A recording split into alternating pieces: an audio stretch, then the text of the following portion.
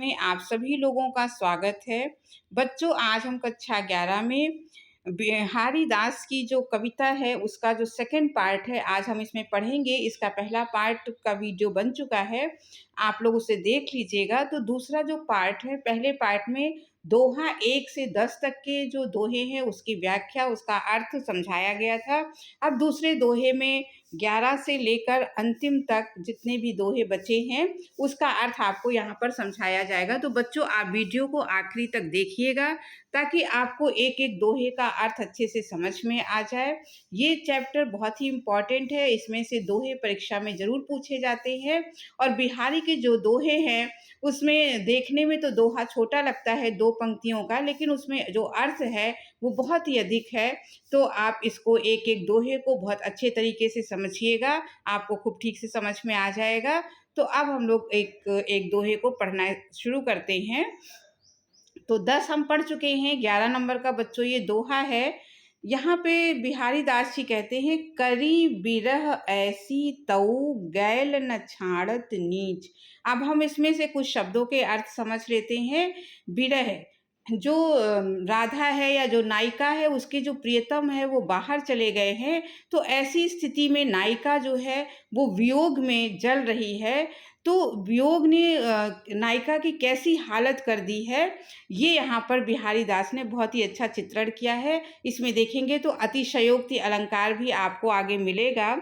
तो करी बिरह, करी मने किया है, किसने? बिरह मने विषय ने, ऐसी तो मने बिरह ने ऐसी गत कर दी है। गैल न छाड़त नीच। अब विरह को, वियोग को यहाँ पर क्या कहा गया? एक व्यक्ति माना गया है और उसको एक दुष्ट माना गया है कि विरह रूपी जो दुष्ट है, विरह रूपी तो गैल माने पीछा छोड़ना। तो अब इसके अर्थ को हम लोग पूरा समझ लेते हैं। यहाँ पर बिहारी दास जी कहते हैं कि जो सखियाँ हैं, जो नायिका है उसकी सखी अपनी सखी को नायिका की स्थिति बताते हुए कहती कि उसकी स्थिति कैसी हो गई है।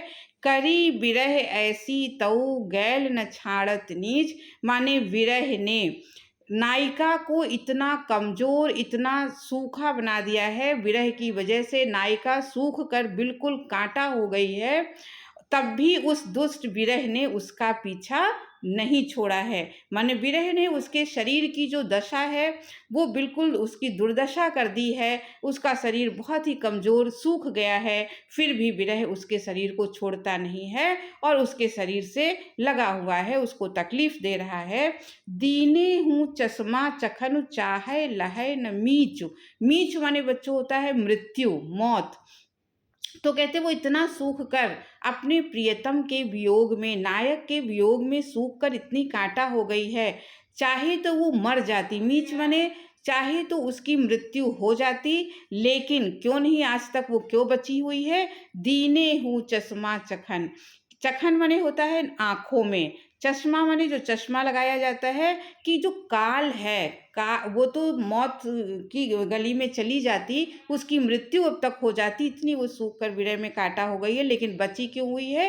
क्योंकि जो काल उसको खोज रहा है वो आँखों में चश्मा लगा कर भी उसको ढूंढ नहीं पा रहा है। अब देखिए यहाँ कहा गया कि नायिका वियोग में इतनी दुबली पतली होगी, तो यहाँ क्या है? अतिशयोक्ति अलंकार है। ऐसा नहीं हो सकता है कि कोई उसको ढूंढ ना पाए, इतना कोई दुबला पतला, कोई इतना सूख कर काटा नहीं हो सकता, लेकिन बढ़ा चढ़ा के बात कही गई है तो वहाँ पे अलंकार होता है आपका अतिशयोक्ति। तो यहाँ पर कहा गया कि वो चाहे अभी तक मर गई होती, लेकिन इसलिए वो बच गई है क्योंकि काल उसको ढूंढ रहा है मारने के लिए, ले जाने के लिए, लेकिन वो आंखों में चश्मा लगाकर नायिका को ढूंढ नहीं पा रहा है। अब आगे अगला देखते हैं। पिय के ध्यान गही गही रही वही होए नार। पिय मने अपने, अब यहाँ पे भी श्रृंगार रस है। ऊपर वाले में वियोग श्रृंगार था, अब नीचे वाले में संयोग श्रृंगार है। पिय के ध्यान गही गही, गही गही माने ध्यान करते करते, रही वही होए नार। अब यहाँ पर ये बताया गया कि जिसका हम दिन रात ध्यान किया जाता है, जिस भी चीज़ का, जिस भी व्यक्ति का, तो उसके गुण अपने आप में आने लगते हैं। तो नायिका क्योंकि 24 घंटे दिन रात अपने प्रियतम के ध्यान में रहती है, बहुत ही उसी के उसमें खोई रहती है, उसकी याद में खोई रहती है। तो यहाँ पे क्या? पिय के ध्यान माने अपने प्रियतम के ध्यान में गही गही मने हर समय अपने प्रियतम का ध्यान करते करते वो जो नारी है, जो नायिका है, रही वही हुए, वो खुद नायक बन गई है। उसको ये लगने लगा है, ये अनुभव लगने लगा है कि मैं ही नायक हूँ, मैं ही अपना प्रियतम हूँ। तो वो क्या करने लगती है, आप ही आरसी, आरसी माने होता है शीशा, दर्पण जिसमें हम अपना मुख देखते हैं। तो उसको ये लगने लगता है कि मैं ही नायक हूँ। उसके गुण उसके अंदर आ जाते हैं ध्यान करते करते अपने प्रिय का। तो जब वो शीशा देखती है, दर्पण में अपना मुख देखती है, तो उस मुख में वो अपने प्रियतम को, अपने ही मुख में अपने प्रियतम, अपने पति को देखती है और लख रिझत रिझवार, और उसको देखकर, अपने ही मुख में अपने पति के रूप को देखकर वो अपने ही मुख को देख देख कर मुग्ध होती है। तो यहाँ पे कहा गया कि जब हम किसी का बहुत ध्यान करते हैं तो हम बिल्कुल वही बन जाते हैं, वैसा ही अनुभव करते हैं। तो बिहारी ने इस दोहे में इसी बात को प्रकट किया है। आगे देखते हैं।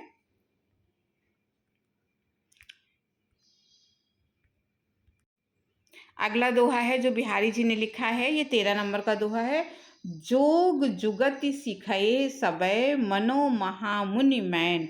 महामुनि मैन, मैन कहा गया है कामदेव। कामदेव सुंदरता के राजा होते हैं। तो उन्होंने कहा, अब आँखों की, जो नायिका की जो बड़ी बड़ी आँखें हैं, जो कानों तक फैली हुई उसकी बड़ी बड़ी आँखें हैं, उसकी प्रशंसा करते हुए बिहारी दास जी कहते हैं कि मनो, मनो जहाँ पर मनो, जानो जानो, मनु मानो, मनो का इस्तेमाल होता है। तो बच्चों यहाँ पे उत्प्रेक्षा अलंकार है, पहली पंक्ति में उत्प्रेक्षा अलंकार का यहाँ पर प्रयोग किया गया है। तो महामुनि, मैन मने महामुनि, मैन मने कामदेव ने जोग जुगति, जोग जुगति मने अपने पति से, जोग मने होता है मिलन, मिलना। तो अपने पति से मिलने की जुगत माने युक्तियाँ, उपाय, सिखाए सबे मानो सभी को सिखा दिया है। तो यहाँ पर कवि ये कहता है कि मानो महामुनि मैन, महामुनि कामदेव ने, जो सुंदरता के राजा कामदेव हैं, ऐसा लगता है मानो उसने नायिका को अपने प्रियतम से मिलने की सभी युक्तियाँ, सभी उपाय बहुत ही अच्छे तरीके से सिखा दिया है। चाहत पी अद्वैतता कानन सेवत नैन। कानन सेवत माने कानों तक फैले हुए, नैन माने उसके नेत्र, पी अद्वैतता माने अपने प्रिय से मिलने के लिए, एक होने के लिए। तो चाहत पी अद्वैतता मानो वो अपने प्रिय से, अपने पति से, अपने प्रेमी से मिलना चाहती है, एक होना चाहती है। तो इसीलिए कानन सेवत नैन, इसीलिए उसके जो नेत्र हैं वो कानों तक फैल गए हैं। कभी ये कहना चाहता है कि नायिका के नेत्र बड़े बड़े हैं, तो उसको इसलिए इस तरह से कहता है कि उसके कानों तक फैले हुए जो बड़े बड़े नेत्र हैं, मानो वो अपने प्रियतम से एकाकार करना चाहते हैं, अपने प्रियतम से मिलना चाहते हैं।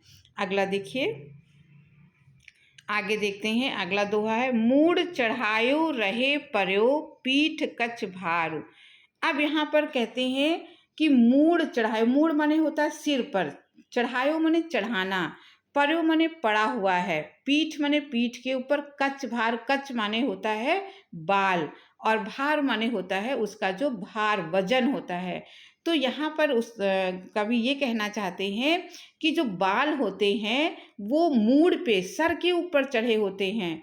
बालों को सिर के ऊपर चढ़ाया जाता है, बाल सिर के ऊपर चढ़े होते हैं, लेकिन उसकी जो वेड़ी होती है, उसकी जो चोटी होती है, उसका भार पीठ पर महसूस होता है, उसका भार पीठ के ऊपर रहता है। तो बाल सिर के ऊपर चढ़े होते हैं, लेकिन उस बालों का जो भार है वो पीठ के ऊपर उसका अनुभव होता है। और रहे गरे परि राखिबो तऊ हिये पर हार। गले पर माने गले पड़ना, एक ये मुहावरे का है इस्तेमाल किया गया है। गले पड़ना माने होता है कि पीछा पकड़ लेना। तो कहते लेकिन जो हिये पर, हिये माने हृदय, हार माने हार, हार कहाँ पहना जाता है, गले में पहना जाता है। तो कभी यहाँ दूसरी पंक्ति में कहता है कि जो हार है वो तो गले ही पड़ जाता है, गले में ही पड़ा होता है, लेकिन उसको जो मनुष्य है उसको हृदय पे धारण करता है और हार का भार बिल्कुल भी महसूस नहीं होता है। अब स्त्रियों से कहिए कि हार हल्का होना चाहिए तो स्त्रियाँ इसके लिए राज़ी नहीं होती। आप कहेंगी भारी से भारी सोने का हार बना दो तो उसका हृदय पे बहुत ही वो खुशी से धारण करती हैं। जबकि हार गले पड़ जाता है फिर भी उसका जो भार है उसका भार उनको महसूस नहीं होता है, और जो बाल है वो सिर के ऊपर चढ़ जाते हैं लेकिन उसका भार पीठ के ऊपर वो महसूस करती हैं। तो यहाँ पे एक अर्थ और है कि जैसे जो दुष्ट व्यक्ति हैं चाहे उसको सिर पे चढ़ा लिया जाए लेकिन फिर भी वो अपनी दुष्टता से बाज नहीं आता है, अपना जो काम है, जो खराब काम है वो करता रहता है। और लेकिन जो सज्जन व्यक्ति है चाहे वो गले भी पड़ जाए लेकिन वो हमेशा अच्छा काम करता है, वो हमेशा आपकी भलाई का काम करता है। अब आगे देखते हैं। रहो गुनी रहो गुही बेनी लखै बुहिबे के त्योनार। अब रहो मने रहने दो, गुही मने गूहने के लिए, बनाने के लिए, बेनी मने बेड़ी। बेड़ी कहते बालों की जो चोटी बनाई जाती है। अब यहाँ पर जो नायक है वो नायिका की चोटी गूंथ रहा है और मारे शर्म के जो नायिका है उसके माथे से पसीना निकलने लगता है और पसीने से उसके बाल भीग जाते हैं। तो नायिका इस बात को छुपा लेती है कि प्रेम जो तुम चोटी गूंथ रहे हो उसके कारण मेरे पसीना आ गया है, शर्म के कारण, लज्जा के कारण पसीना आया है। तो लेकिन वो असली बात ना बताकर वो बहाना बना के उससे कहती है कि रहो गुही बेनी लखै गुहिबे को त्योनार। गोहिबे को मने उसके चोटी गूंथने का जो तरीका, त्योनार मने जो तरीका है, तो वो किस तरीके से असली बात छुपाकर बहाना बनाती है कि रहो मने रहने दो। वो नायक से कहती है अब तुम गुही बेनी मेरी चोटी को गूंथना बंद कर दो, तुम मेरी चोटी अब मत बनाओ। गोहिबे को त्योनार, पता नहीं तुम किस ढंग से, तुम्हारा जो चोटी गूंथने का, बेड़ी बनाने का जो ढंग है वो बहुत ही अजीब है, वो अच्छा नहीं है। और उस बेढंगे ढंग से जो चोटी बना रहे हो, लागे नीर चुचान जे। तो नीर मने चुचान मने चूने लगा है, मेरे माथे से नीर मने पसीना चूने लगा है। नीठ सुखाए बार, नीठ मने अच्छी प्रकार से, बार मने बाल। मैंने अपने बालों को बहुत ही अच्छी प्रकार से सुखाया था, तुम पता नहीं किस तरीके से चोटी बना रहे हो, तुम्हारा चोटी बनाने का तरीका ठीक नहीं है। अब तुम चोटी बनाना बंद कर दो क्योंकि तुम्हारे इस बेढंगे काम से मेरे जो माथे पे पसीना आ गया है और उस पसीने से मेरे सारे बाल भीग गए हैं। और वो ये बात छुपा देती है कि जो तुम चोटी बना रहे हो उसके कारण जो मुझे लज्जा हो रही है उससे मैं पसीने पसीने हो रही हूँ। अब आगे देखते हैं।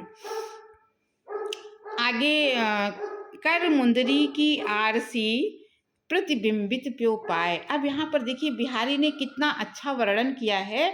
वो ये बताते हैं कि नायिका नायक को देखना चाहती है लेकिन जो नायिका नायक को देखना चाहती है, नायक जो है वो बैठा हुआ है पीठ दिए, मैंने नायक पीछे की तरफ बैठा हुआ है, उसके पीठ के पीछे बैठा हुआ है।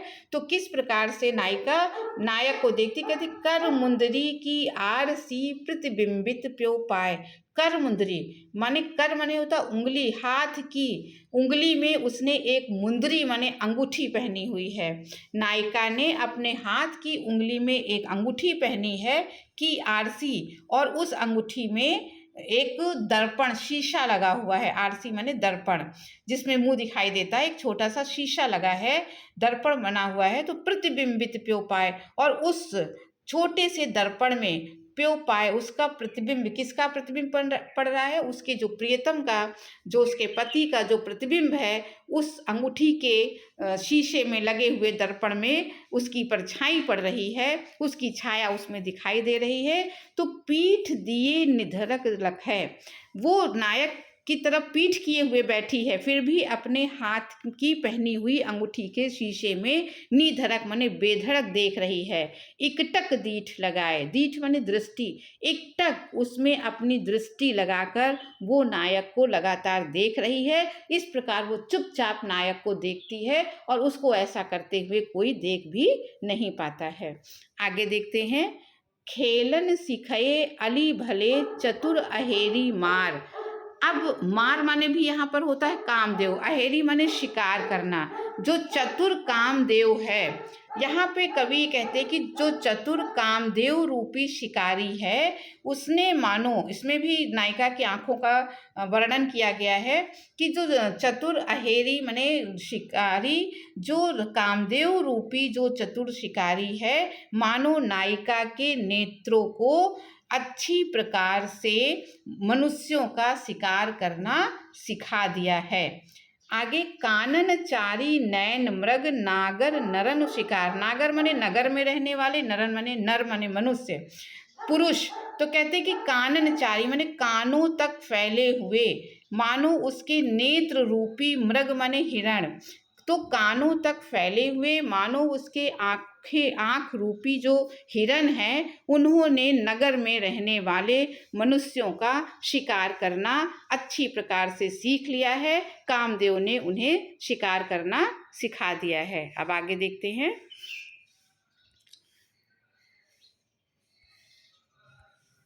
आगे अगले में कहा गया ललन सलोने अरु रहे अति स्नेह सो पाग। अब यहाँ पर कहते हैं जो नायिका है वो नायक के लिए कहती है कि मेरे जो ललन हैं, मेरे जो प्रियतम हैं, वो सलोने माने सुंदर भी हैं और अति स्नेह सो पाग, और वो मुझे, तो नायिका कहती है कि ललन सलोने, वो अपने प्रियतम के बारे में कहती है कि हे प्रियतम, ललन तुम सुंदर भी हो और अति स्नेह सोपाग, और मुझे प्रेम भी करते हो। तुम देखने में बहुत सलोने हो, सीधे हो, सुंदर भी हो और मुझे प्रेम भी बहुत अधिक करते हो। मेरे प्रेम में तुम पगे हुए हो, लेकिन तनक कचाई देत दुख सूरन लौ मुँह लाग। सूरन कहते हैं जिमीकंद को, आप जानते होंगे जिमीकंद होता है जो मुंह को काट देता है, मुंह में दिवाली में खाया जाता है, और मुंह में क्या करते हैं वो अगर कच्चा रह जाए तो मुंह को वो काटता है। तो कहते हैं कि तनक कचाई, लेकिन तुम्हारे प्रेम में जो थोड़ा सा कपट है, कपट का भाव है, वो मुझे दुख देता है। तुम्हारा जो दूसरी स्त्री से बात करना है, उससे मिलना है, तो ये तुम्हारे प्रेम का जो कच्चापन है वो मुझे दुख देता है। हालांकि तुम सुंदर भी हो और मुझे प्रेम भी बहुत अधिक करते हो, लेकिन तुम्हारा जो थोड़ा सा कपट और छल है मेरे साथ, वो मुझे बहुत दुख देता है। उसी प्रकार से जिस प्रकार सूरन, अगर जिमीकंद अगर कच्चा रह जाए तो मुंह काट देता है।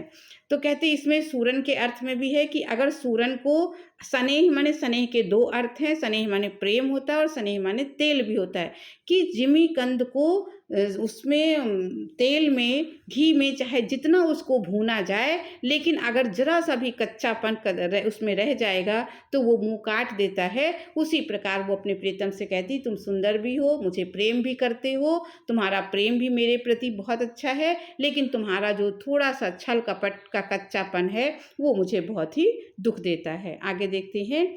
अनियारे दीरघ द्रगन किति न तरुणी समान। अब ये कहते हैं कि राधा के लिए यहाँ कहा गया है, नायिका जो राधा है, कहते कवि ने कहा कि अनियारे माने जो नुकीले, दीर्घ माने बड़े बड़े, द्रगन माने आंखें, किति न तरुण समान। तो कहते कि जो तीखे बड़े बड़े जो नेत्र हैं उसमें ना जाने की इतनी युवतियां हैं जो जिनकी आंखें समान होती हैं, उनके नुकीले नेत्र होते हैं, उनके बड़े बड़े नेत्र होते हैं। संसार में ना जाने कितनी स्त्रियां हैं जिनके बड़े नेत्र होते हैं, लेकिन वह चितवन और कछु। चितवन माने होता है देखने की अदा, देखने की दृष्टि। वो जो तुम्हारी देखने की दृष्टि है वो कुछ और ही है जो अन्य स्त्रियों के पास नहीं है। तो तुम्हारी जो देखने की अदा है, जो दृष्टि है, जिह बस होत सुजान, तो देखने की उस दृष्टिकोण से, उस देखने की जो अदा है, उसी से जो सुजान है, जो सज्जन व्यक्ति हैं, वो वश में, जो पुरुष हैं वो वश में हो जाते हैं। वो स्त्रियों के आंखें तो बहुत स्त्रियां हैं बड़ी बड़ी होती हैं, लेकिन देखने की जो अदा है वो किसी किसी के पास होती है, जिसके वश में जो नर हैं, जो सुजान हैं, वो लोग हो जाते हैं, जो मनुष्य को अपने वश में, पुरुषों को कर लेती हैं। अब आगे देखिए। अब आगे ये जो दो दोहे हैं इसमें असंगति अलंकार है, या विरोधाभास अलंकार है। इसमें उल्टी बातें कुछ और होती हैं, उसका कारण कुछ और होता है। अभी आप इसमें पढ़ेंगे तो जान जाएंगे। क्यों बसिए क्यों निबहिए नीति नेह पुर नाहि। नीति माने नेहपुर, नेहपुर माने होता है प्रेम, नेह माने प्रेम होता है, पुर माने होता है नगर। तो यहाँ पर कवि कहता है कि प्रेम के नगर में क्यों बसिए। प्रेम के नगर में नीति माने कोई भी नीति नहीं है, कोई भी परंपरा नहीं है, कोई भी ढंग का नियम नहीं है प्रेम के नगर में। तो प्रेम के नगर में किस प्रकार से बसा जाए और किस प्रकार से अपना निर्वाह, निबहिए माने निर्वाह करना। तो क्योंकि प्रेम के नगर में कोई भी नियम, कोई भी कानून काम नहीं करता है, तो वहाँ प्रेम नगर में किस प्रकार रहा जाए और किस प्रकार अपना निर्वाह किया जाए।